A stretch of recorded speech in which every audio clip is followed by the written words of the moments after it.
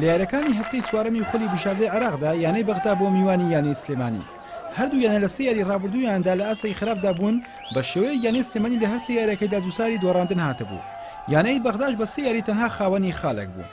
لەو یاریەدا یانی سلێمانی چاوی لە سێخاڵی یاریەکە بوو تا بتوانێت خۆی لەو دۆڕاندنەیەک لە دوای یەکانە ڕزگار بکات و یەکەم بردنەوە لەم وەرزەی خولی بشاردەدا بەدەست بێنێت. لە گێمی یەکەم و لە دەقەکانی سەرەتادا یاریزانانی سلێمانی بە هێرش بدن دەستیان پێکرد کە یاریزانان کامەران عەلی کاپتنی یانەکە و هەڵمەت عادل دوو هەلی گۆڵکردنیان لەدەستدا.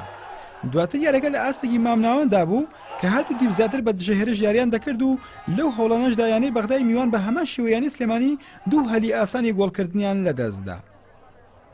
لە کاتەکانی تری یاریەکەدا یانی سلێمانی هەوڵیان ئەدا دەستپێشخەری بکەن لە تۆمارکردنی گۆڵدا.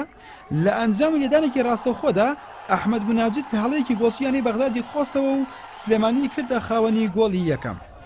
گێمی یەکەمی یاریەکەش هەر بەو تەنها گۆڵا بە سوودی یانەی سلێمانی کۆتایی هات.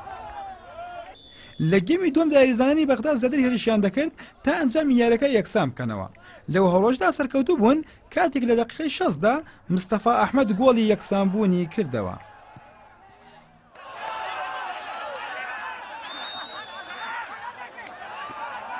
دواتر هەردوو دیپێرشەکانیان زیاتر کرد تا سێ خاڵی یاریەکە بەدەست بێنن بەڵام یاریەکە بە گۆڵێک بۆ هەلایە کۆتایی هات.